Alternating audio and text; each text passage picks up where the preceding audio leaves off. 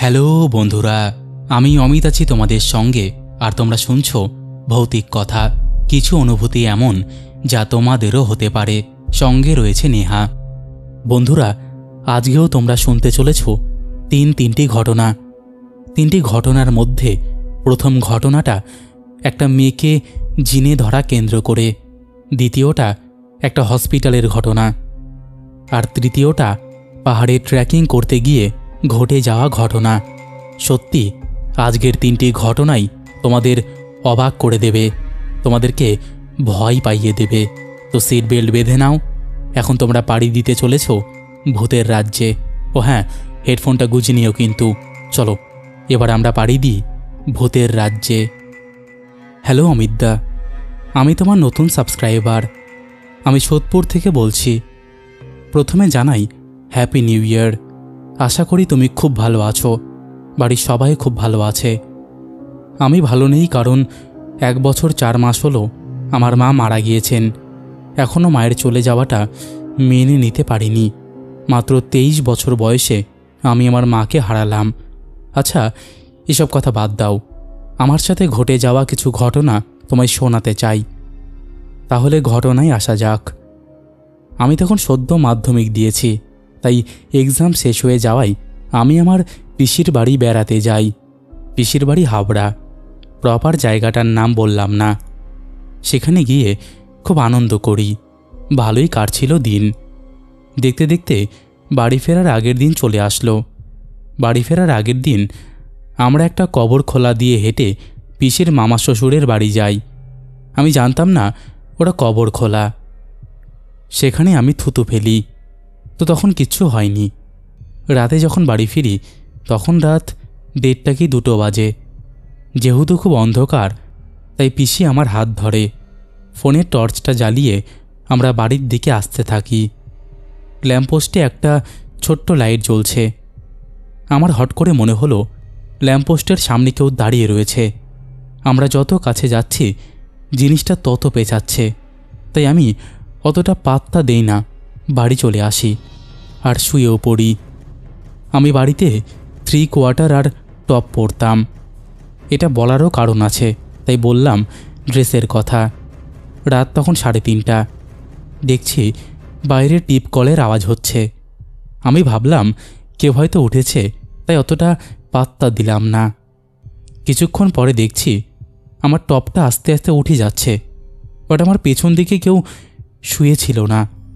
আমি ভাবলাম মনের ভুল, তাও একবার পিঠে হাত দিলাম। দেখলাম সত্যিই টপটা কাঁধ পর্যন্ত উঠে গেছে। তাই খুব ভয় পেয়ে আমি সোজা হয়ে শুলাম। সোজা হয়ে শুতেই দেখলাম আমার পায়ের সামনে কিছু একটা বসে আছে আর হাত নাড়িয়ে ডাকছে।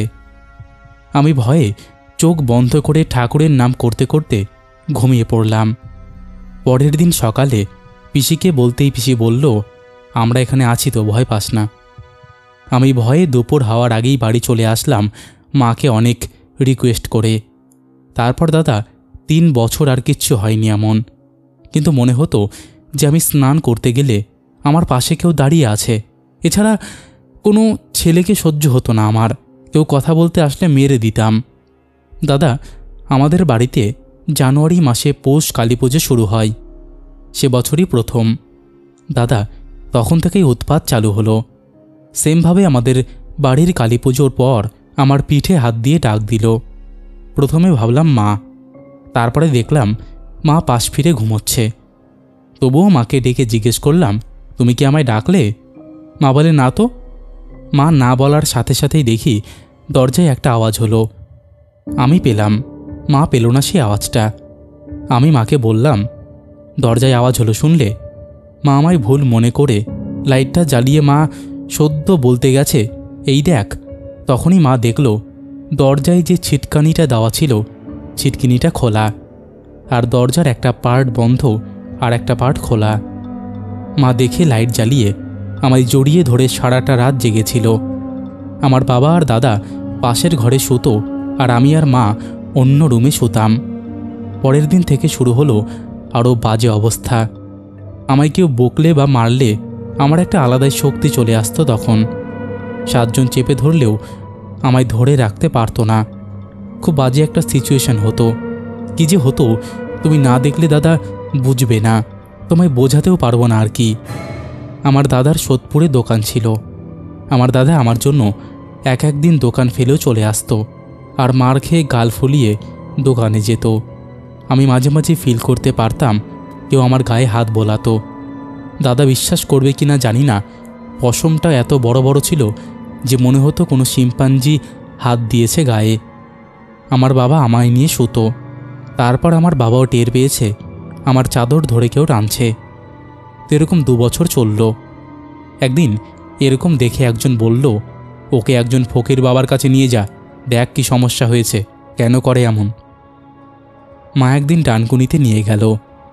ওখান থেকে বলল, ওকেও তো জিনে ধরেছে, ওকে না সরালে ওর কখনো বিয়ে হতে দেবে না, আর ওকে এত তাড়াতাড়ি সরানো যাবে না, অনেক বছর আগে ধরেছে, অনেক দূর থেকে এসেছে এটা।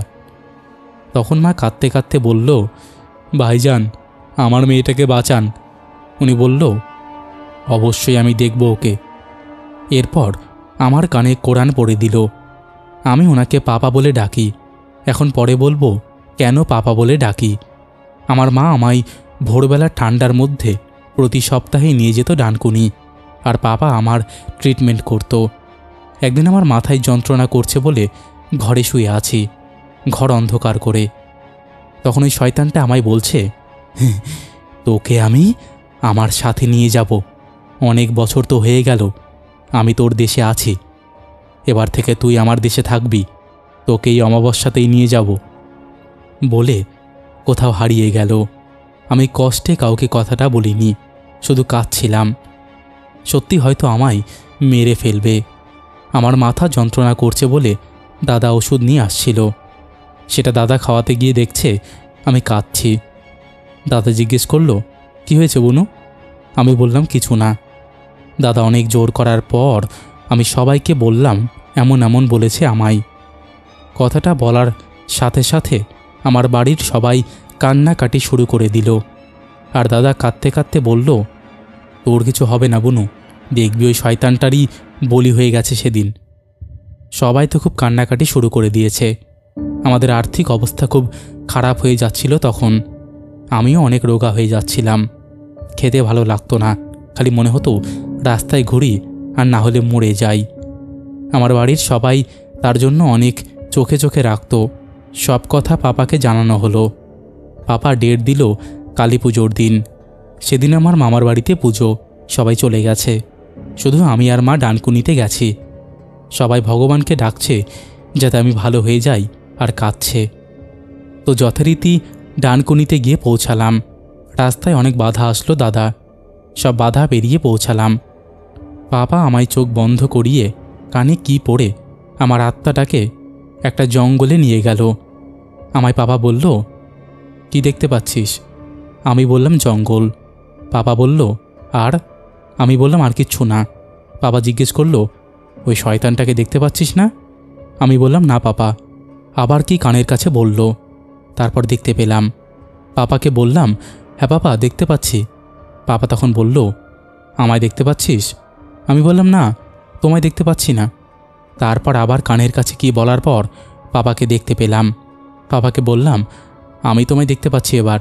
তুমি নামাজ পড়ার ওখানে যে সবুজ চাদরটা থাকে সেটা তোমার গলায়, আর তুমি হাসছো, তোমার হাতে একটা তরোয়াল। তরোয়াল বলার সাথে সাথে পাপা আমার হাত দিয়ে তরোয়ালটাকে টানল। দাদা বিশ্বাস করবে না, একটু আমার হাত কাটেনি। যাই হোক, তারপর কি একটা আবার পড়ে পাপা হাতটা ছেড়ে দিল। এরপরেই শয়তানটার বলি হয়ে যায়। পাপা তখন বলে যে তুই আজকে থেকে পুরো সুস্থ। আমার গাটা পুরো সেই সময় হালকা হয়ে যায়। আমি তখন কান্না করে ফেলি আর পাপাকে বলি, ভাইজান আমি তোমায় আজ থেকে পাপা বলে ডাকবো, তুমি আমায় একটা নতুন জন্ম দিলে। দাদা জানি না বিশ্বাস করবে কিনা আমার কথা। আমার এই পৃথিবী ছেড়ে চলে যাওয়া মাকে নিয়ে আমি মিথ্যে বলবো না। যদি ভালো লাগে প্লিজ ভৌতিক কথাই পড়ে শুনিও। বন্ধুরা, এই ছিল একটা জিনে ধরার ঘটনা। সত্যি ঘটনাটা কিন্তু ইউনিক ছিল। তোমাদের কেমন লেগেছে তোমরা অবশ্যই কমেন্ট করে জানিয়ে দিও। এরকম জিনের ঘটনা আমরা অনেক শুনেছি, কিন্তু এই ঘটনায় একটা ইউনিক ব্যাপার তো আছেই। আর এইরকম আত্মাকে জঙ্গলে নিয়ে যাওয়া তরবল দিয়ে সেটাকে বলি দেওয়া একদম আলাদা একটা ব্যাপার, তাই না? যাই হোক, কেমন লেগেছে জানিও।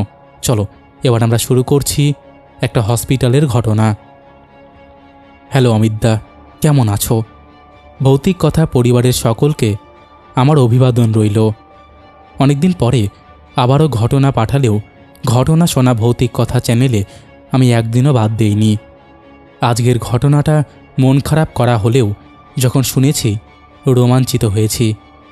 ঘটনাটি আমার পরিচিত একজন অভিজ্ঞ চিকিৎসকের কলিগের সাথে ঘটে যাওয়া এবং তার বলা ঘটনাটি গল্পের আকারে সকলের বোঝার সুবিধার্থে লিখে পাঠালাম। সন্ধে 7টা বাজে। অঙ্কুর তখন হসপিটালে রাউন্ড দিচ্ছে। সে একজন নামজাদা ক্যান্সার হাসপাতালের চিকিৎসক। সারাদিন অপারেশন শেষে এটা তার নৈমিত্তিক কাজ। সে রোগীদের সাথে কথা বলতে ভালোবাসে। সে এটাই মানে যে রোগীর অনেকটা রোগ নিরাময়ে একটু ভালো ব্যবহার পথ্যের কাজ করে। সেদিনও তাই করছিল। তার নামে কত রোগী প্রতিদিন ভর্তি হয়, আর সে সবাইকেই সময় দিয়ে দেখে। পরশু একটা বাচ্চা ছেলে কেবিনে ভর্তি হয়েছে, বছর 5 বয়স, স্কিন অর্থাৎ চামড়ার ক্যান্সার। সে তাকেই প্রথমে দেখতে গেল। অদ্ভুত ব্যাপার, বাচ্চাটা একা শুয়ে রয়েছে ঘরে, কিন্তু কেবিনে একজন মানুষ সাথে থাকার নিয়ম। মনে করল হয়তো তার বাবা মা একটু বাইরে গিয়েছে। সে কাছে গেল বাচ্চাটির। অন্যান্য দিনের মতো আজকে বাচ্চাটি বড় শান্ত। তাকে দেখে মিষ্টি একটা হাসি দিচ্ছে। অঙ্কুরের একটা মেয়ে ছিল, সেও মারা গিয়েছে ক্যান্সারে। বিশ্বের সব বাচ্চাদের হাসি একই মনে হয়, এক্ষেত্রেও তার মৃত মেয়ের কথাই মনে করালো। মাথায় হাত বুলিয়ে অঙ্কুর বলল, কি বাবু, কেমন আছো আজ? একবার নজর গেল পেটের চামড়ার দিকে। চামড়াটা কিছুটা ছিঁড়ে রক্ত জমাট বেঁধে আছে। ওসব যেন বাচ্চাটার গায়ে শুয়ে গিয়েছে। সে খালি হাসে। এখনও অনেক রোগী দেখার আছে, তাই রুটিন পরীক্ষার চার্ট আর প্রেসক্রিপশন দেখে তার নির্দেশ মানা হচ্ছে কি না দেখে বেরিয়ে আসবে। এমন সময় বাচ্চাটা বলে উঠল, এই, তুমি এত দেরি করে কেন আসলে আজ? চমকে উঠল অঙ্কুর। তার মাথায় আবার হাত রেখে বলল, তাই তো, সবার আগে তোমার কাছে এলাম বাবু। কথা শোনো, দেখবে তাড়াতাড়ি ভালো হয়ে যাবে, বাড়ি চলে যাবে। আবার হাসে বাচ্চাটা। এবারে অঙ্কুর ঘর থেকে বেরিয়ে এসেছে। এমন সময় ফোনটা পকেট থেকে একবার বের করল অঙ্কুর। খেয়াল হলো অপারেশন করার সময় ফোনটা অনেকবার বেজেছিল। এ আধ ঘন্টা আগে থিয়েটার রুম থেকে বেরিয়ে রাউন্ড দিতে এসেছে। ফোনে অনেকগুলো মিসড কল, বেশিরভাগই কেবিনের ইনচার্জের। ফোন করল সে। ওপারে ফোন ধরতেই অঙ্কুর বলে উঠল, বলুন দিদি, আসলে এই বেরোলাম ওটি থেকে, তাই দেরি হলো ফোনটা দেখতে। ওপার থেকে ভেসে এলো, আসলে স্যার, আজ ওই 5 বছরের অরিন হঠাৎ করে বিকেলের দিকে ক্র্যাশ করেছে। খবর পেয়ে এক্সপার্টটা ছুটে গিয়ে লাইফ সাপোর্ট দিলেও শেষ রক্ষা করতে পারেনি। ওর ডেথ সার্টিফিকেটে আপনার সই লাগবে, তারপরে ওর বডি ছাড়া হবে স্যার। তাই আপনাকে কল করে খবরটা দিয়ে রাখতেই ফোনটা করেছিলাম। শীতের সন্ধে। হসপিটালের ভেতরে এসি সবসময় চলে, তাও শরীরটা হঠাৎ করেই অস্থির হয়ে উঠল অঙ্কুরের। ভ্রুর ওপরে ঘাম জমেছে ফোঁটা ফোঁটা। তখনও সে দাঁড়িয়ে অরিনের কেবিনের সামনেই। আর কিছু কথা না বলে আসছি বলে ফোনটা রাখল সে। আবারও অঙ্কুরের নিজের মেয়ের মুখটা মনে পড়ল। চোখটা ভিজে উঠল জলে। 2 দিন আগে ভর্তি হওয়া বাচ্চাটা যেন তার কত দিনের পরিচিত। আজ শেষ দেখাতে মনে হচ্ছিল তার। ভালোবাসার মানুষগুলোকে মৃতের আত্মা চিরবিদয়ের আগে একবার হলেও শেষবারের মতো দেখা দেয় শুনেছিল। এই হাসপাতালে এর আগে অনেকেই অল্প বিস্তর এরকম অভিজ্ঞতার কথা বলা বলি করলেও অঙ্কুরের চিকিৎসা জীবনে এই অভিজ্ঞতা প্রথম হলো। আজকে বিশ্বাসটা যেন অচিরেই দুর্গ গেথে মনে বসে পড়ল। হতে পারে নিজের নারীর টান এই 2 দিনে বাচ্চাটার মধ্যে লক্ষ্য করেছিল। সে আর সেটা বুঝে যাওয়ার আগে এই শেষ দেখা। অঙ্কুরের কাছে এখন স্পষ্ট হলো সবসময় ব্যথায় কষ্ট পেয়ে কান্নাকাটি করা বাচ্চাটাকে কেন এত শান্ত লাগছিল আজ। যাওয়ার আগে হাসি মুখে বিদায়ের নীতি মেনেই সে হেসেছিল। পরপারে যাওয়ার এটাই বোধহয় মায়া কাটানোর শেষ নীতি।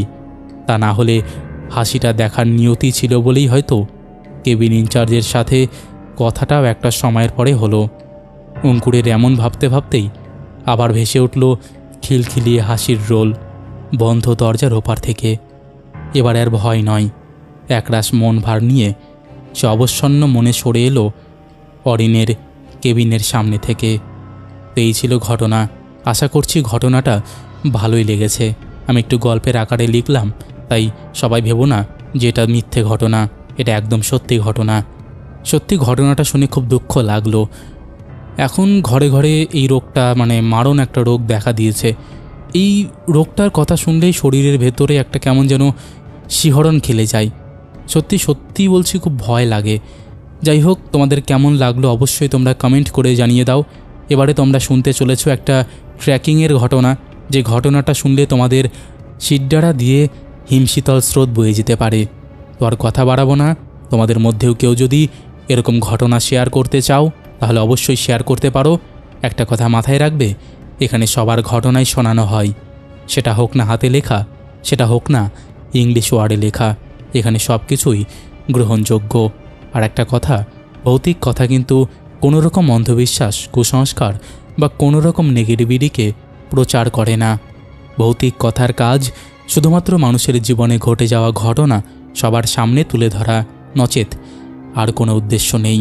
তো চলো এবার আমরা শুরু করি পরের ঘটনা। দাদা, অনেক দিন থেকেই আমি আপনার মধুর কণ্ঠস্বরে ঘটনা শুনছি, খুব ভালো লাগে, তাই আমিও একটা ঘটনা পাঠাচ্ছি দাদা। তখন ক্লাস 12 পাশ করে স্কুলের গণ্ডি অতিক্রম করে কলেজে প্রবেশ করেছি। প্রথম দিকে কলেজে পড়ার কোনো ইচ্ছে ছিল না, কিন্তু পরবর্তী সময়ে পরিবারের চাপে ভূগোলে অনার্স নিয়ে ভর্তি হই শিলিগুড়ি কলেজে। ইচ্ছে ছিল আইআইটি করার, কিন্তু তা আর হলো না। ছোটবেলা থেকেই আমার খুব পছন্দের একটা সাবজেক্ট ভূগোল, তাই ভূগোল সাবজেক্টে যখন অনার্স পেয়েছি তাই এটা নিয়েই পড়া যাক। রীতিমতো ভালোভাবে পড়াশোনা চলছিল। দেখতে দেখতে কলেজের এক্সাম শুরু হয়ে যায় এবং আমার মাইনর সাবজেক্ট হিসেবে ছিল ফিজিক্যাল এডুকেশান। বলা হলো ফিজিক্যাল এডুকেশন এক্সামের পর বাইরে ট্রেকিং করতে যেতে হবে। ঠিক হলো স্যার নিয়ে যাবে। সবাইকে বলা হলো ভোর 4:30 নাগাদ সবাই যেন এনজিপিতে চলে আসে, অর্থাৎ নিউ জলপাইগুড়ি স্টেশনে। আমার বাড়ি এনজিপি থেকে প্রায় 3 কিলোমিটার হবে, সুতরাং আমাকে অনেক ভোরবেলা বেরোতে হবে। এই ট্রেকিংয়ে যাওয়ার আগে আমার প্র্যাকটিক্যাল এক্সাম ছিল জলপাইগুড়ি এসি কলেজে।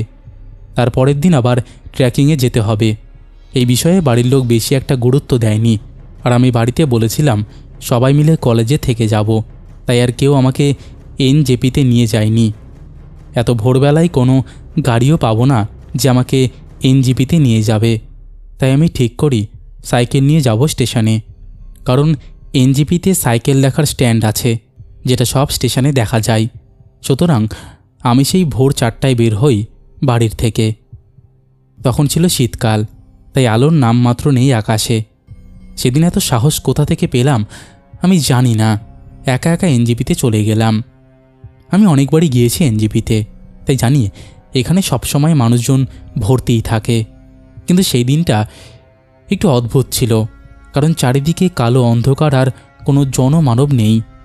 তখন আমি আমার ফিজিক্যাল এডুকেশন স্যারকে কল করি, আর অদ্ভুতভাবে দেখি স্যার সহ আমার ক্লাসের বন্ধুরা দাঁড়িয়ে আছে। আমি একটু আগেই যেখানে দেখলাম কেউ নেই, হঠাৎ করে এরা কি করে চলে এলো।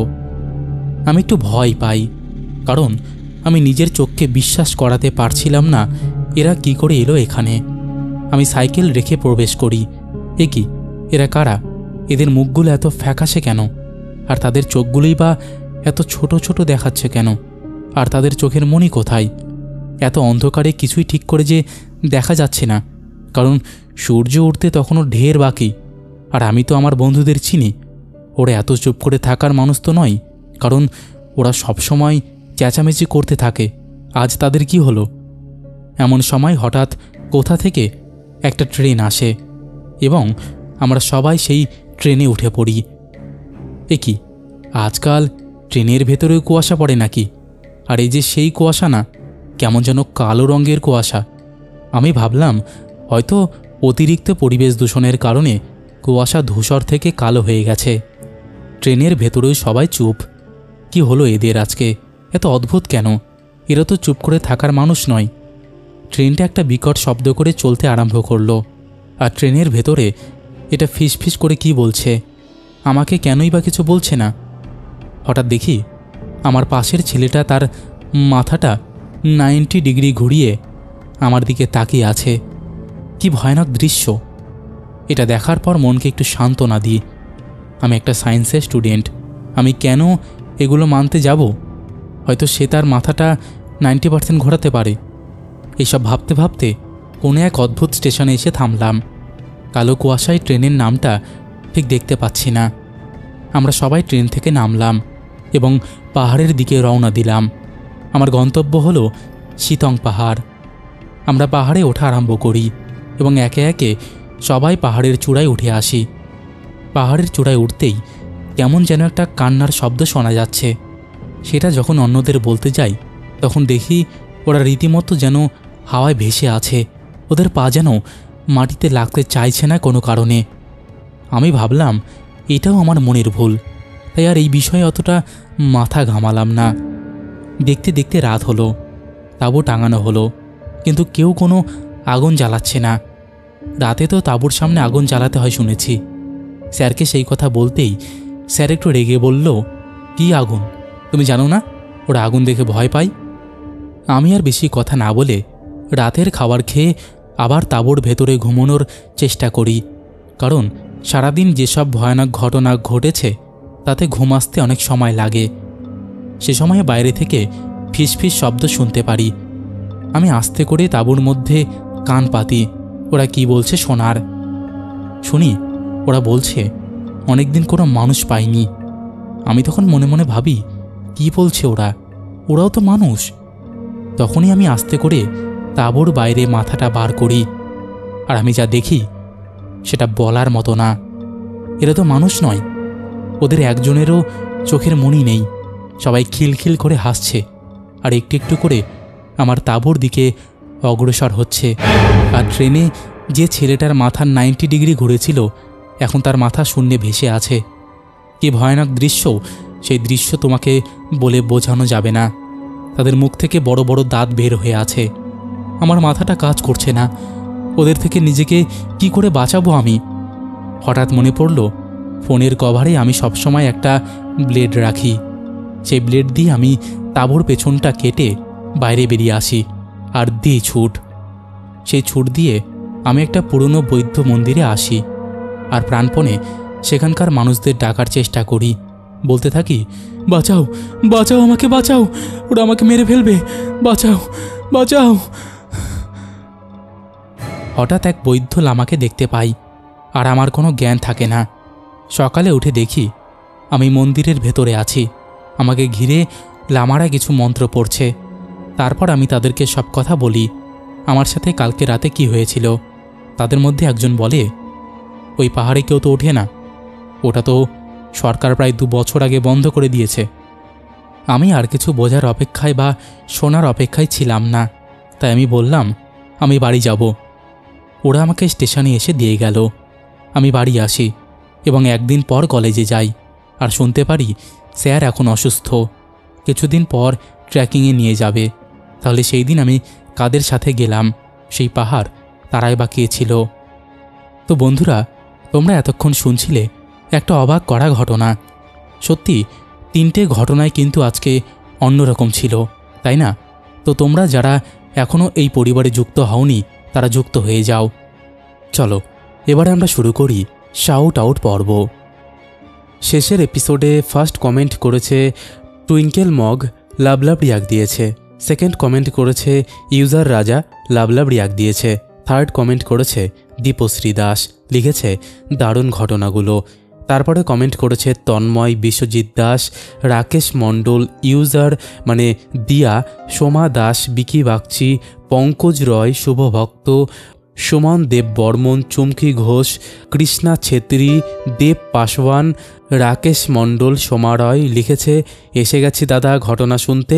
আমার ছেলের নামটা একটু বলো। ওর নাম সৌম্যদীপ। হ্যালো সৌম্যদীপ। তারপরে কমেন্ট করেছে সুলেখা রয়, ওয়ার্ল্ড কিং কর্ণ। তারপরে কমেন্ট করেছে এসকে বশির, সোমনাথ বিশ্বাস, সুমিত ঘোষ লিখেছে রেল লাইনের ঘটনা শুনতে অ্যান্ড ভয় পেতে এসে গেছি দাদা। তারপরে কমেন্ট করেছে হাই দাদা কেমন আছো, আমার দিদির জন্মদিন কাল, ওকে একটু উইশ করে দিও Riya. Hello Riya, belated happy birthday, many many happy Returns of the day, যদিও আমি একটু লেট হয়ে গেছি। তারপরে কমেন্ট করেছে মানব দাস লিখেছে আমি মানব সাহা বলছি, অপেক্ষায় ছিলাম দাদা একদম। তারপরে কমেন্ট করেছে জয় দেব বণিক লিখেছে একবার হ্যালো করে বলো, আমার নাম বিশ্বজিৎ, হ্যালো বিশ্বজিৎ। তারপরে কমেন্ট করেছে গীতা গোস্বামী, ইউজার সুদীপ মান্না, শঙ্কর চক্রবর্তী, রাকেশ পাসমান, মিষ্টি পাখি, জয় সাধু খান, ভারভেনা বিশ্বাস লিখেছে তোমার শরীর কেমন আছে, ভালোই আছি গো। তারপরে কমেন্ট করেছে রঞ্জিত দাস লিখেছে হ্যালো অমিত ভাই কেমন আছো, অনেক দিন পর চলে এলাম ভৌতিক রাজ্যে পাড়ি দিতে, থ্যাংক ইউ সো মাচ। তারপরে কমেন্ট করেছে দীপ বাগচি, রিয়া বৃষ্টি, কায়াক ত্রিপুরা, শ্রীমন্ত মল্লিক, বিদিশা ঘোষ, রঞ্জিত দাস, রিন্টু বুনিয়া, প্রীতম বিশ্বাস, অঞ্জলি মণ্ডল, রাহুল মাইতি, অঙ্কন ব্লগ, দীপ অফিসিয়াল, গণেশ মাঝি, সৌভিক মণ্ডল, অভিরূপ সর্দার, রোহিত রয়, সংঘমিত্র রয়, ইউজার দীপ ঘোষ, সঙ্গীতা মজুমদার, অক্ষয় অধিকারী, সুমিত, অমিতা ঠাকুর, বিজয় সরকার, প্রতনু ব্যানার্জি, বাদশাহ, নতুন কুমার, এরকম আরও অসংখ্য প্রিয় মানুষেরা আমাদের শেষের এপিসোডে কমেন্ট করেছে, যাদের কমেন্ট আমি আর চাইলেও পড়তে পারছি না। তো আজকের মতন এখানেই শেষ করছি, আবার দেখা হবে নতুন কোনো ঘটনা নিয়ে।